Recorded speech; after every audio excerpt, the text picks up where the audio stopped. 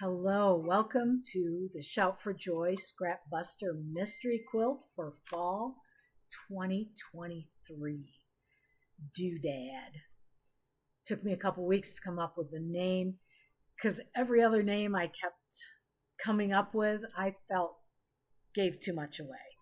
So Doodad, I bounced it off my daughter and she said it was a really good choice with the quilt, but didn't give too much away. So, Doodad. The Doodad quilt will be 64 by 79 and a half when it's finished. If you want to make it bigger, you'll have to wait till the end, and you might want to add more units, add borders, something. So when you get your fabric requirements, you may want to round them up a bit more. And the fabric requirements do not include binding. I totally forgot to do the math on that. And I had some unexpected things come up this week. So I didn't have the extra time to put everything together. And I'm already behind on getting this video into the group, so have patience with me. I will give you binding numbers next week with clue 1.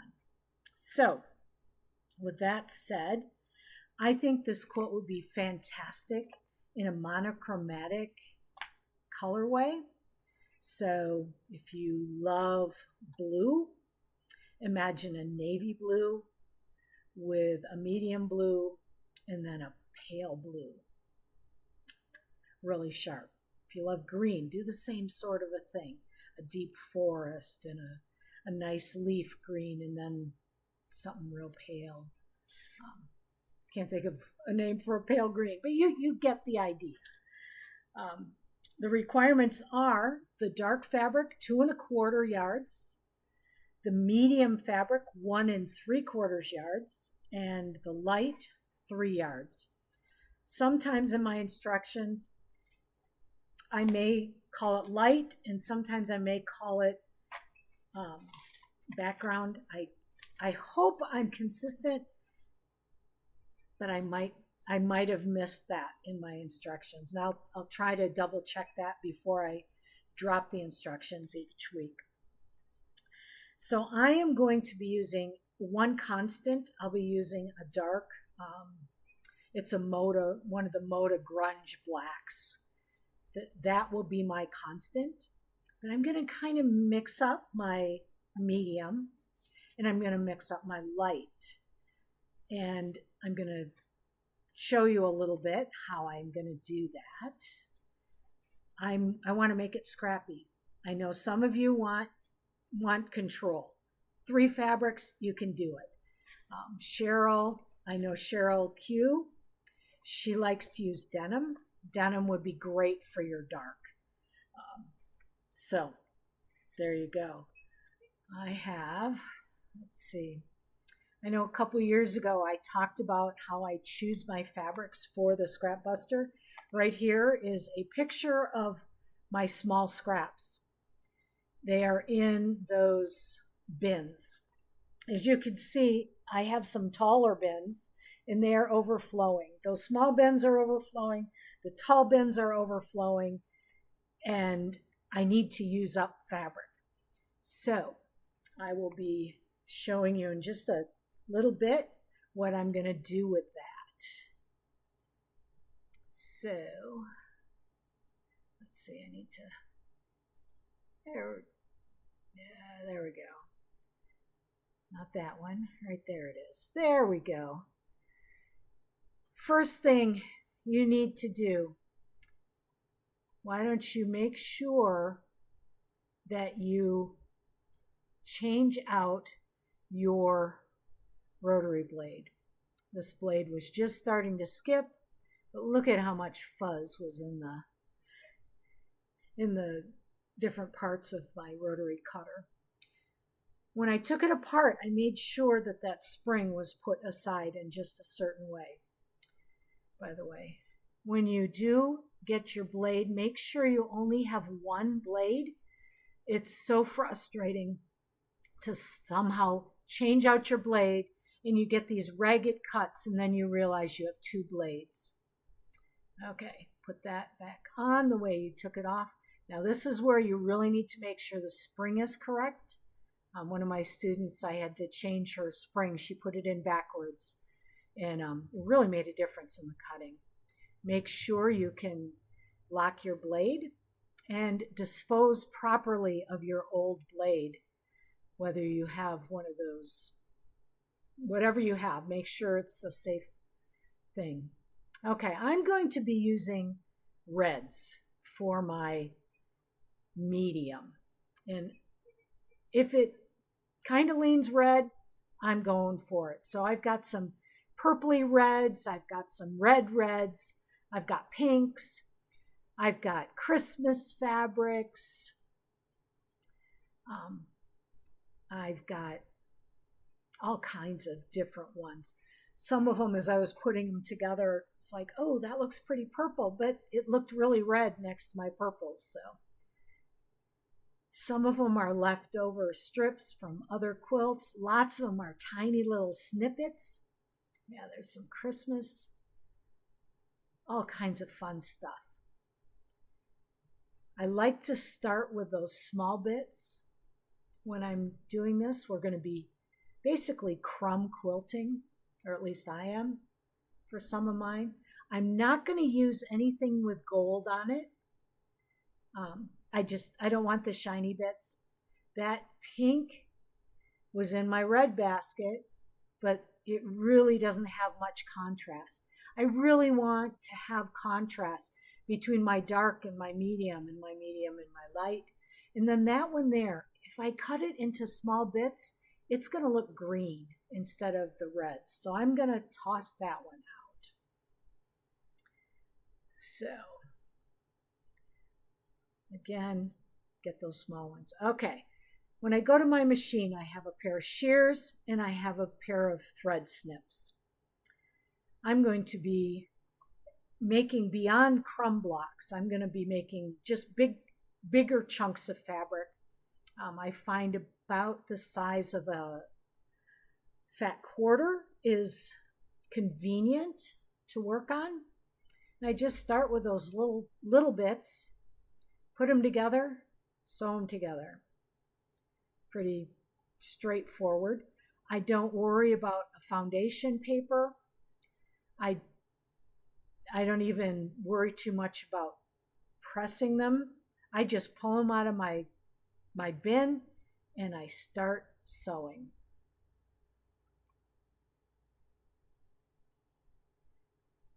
I like having a seam roller. There's a couple different brands out there.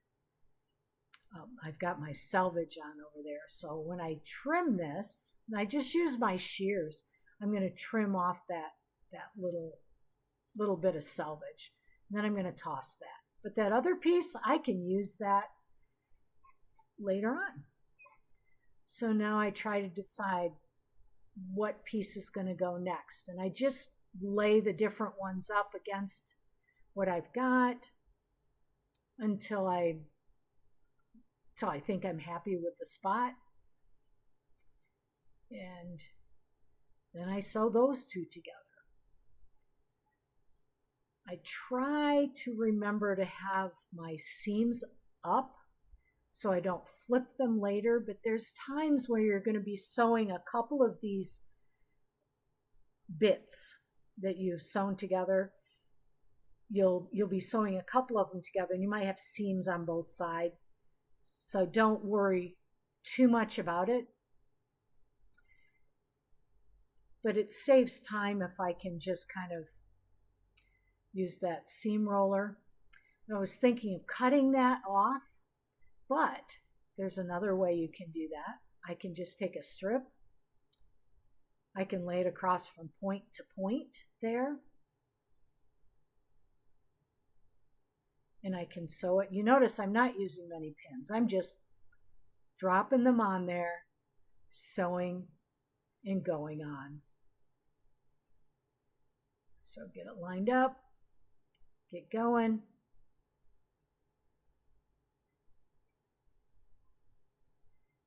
And guess what? I had no thread in my needle. So become friends with a needle threader built into your machine if you have one. It saves some time.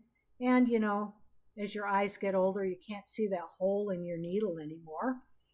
So your needle threader can be your friend. So again, I just slapped it on there. I sewed it. Now I'm going to cut that extra off. Again, I just use my shears. I'm not too worried about how beautiful the cut is. Those little bits, they're too small. That piece is big enough to use in another chunk. So open it up, press. I try to press toward the side that has the fewest seams.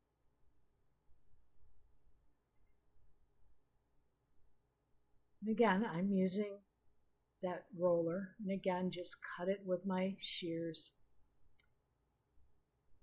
And so my chunk has gotten bigger, and it'll keep getting bigger. I just keep doing that. Just add pieces from side to side. And you can see that here. You can see that that piece is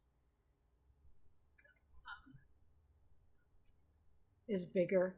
Every once in a while, I take it to my rotary station and I trim things. If it's big enough, I save it. If it's a little schniblet that's too small, I do not save it. If you're an art quilter, you probably have a use for those schniblets. Go for it. I'm probably not going to save them. I have so much. That one's big enough. Anything over 3/4 of an inch is big enough. If it's smaller than 3/4 of an inch, it's not happening. So I can just keep adding pieces to that, and I did here.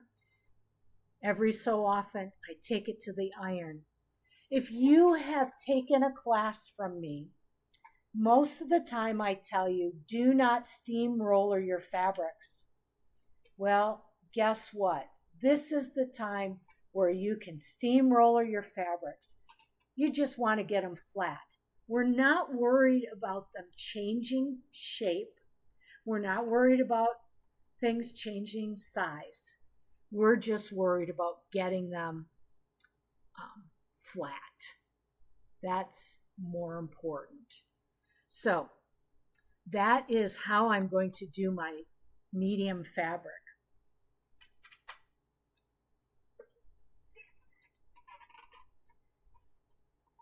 Here's the piece that I started in that video.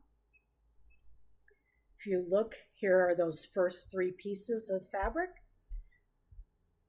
I have now made a bigger piece of fabric with this crumb piecing method. And here's another piece I've got going. I hope to do it for all of my mediums and most of my lights. I've already got some lights going here. But it takes a while. It's not a fast process. It is using up a lot of fabric, especially those small bits that end up falling to the bottom of my scrap bin.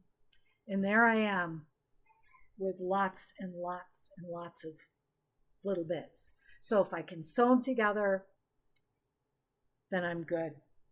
I did want to talk about one thing if you're making these. Every so often, as you're sewing them together, I might sew, let's see, over here. This was a strip set of 3 that I sewed together. No, that one wasn't. Right here it is. This was a strip set. There were 4. There were 4 fabrics in this strip set. It was pretty big. I think it was like 4 inches tall, and then just these chunks of the 4 different fabrics. And I just cut across at funky angles so I could put it in. So here's one chunk of it.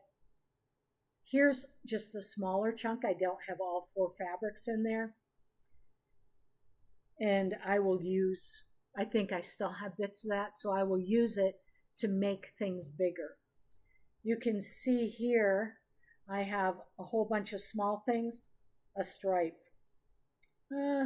some more small things, and some bigger things. Sometimes you get a section that has a lot of big things. Just cut it off, turn it around, sew it to the other side. It works. It makes it fun. And it's really, really cool in a quilt. So if you want to join me in doing crumb piecing with the mystery quilt, go for it. Prepare your fabrics. There's my, again, the dark, I'm going to have my constant. The medium, I'm trying really hard to always use this. The light, there's a couple places where I'm not going to use crumb piecing. I'll talk about it when we get there.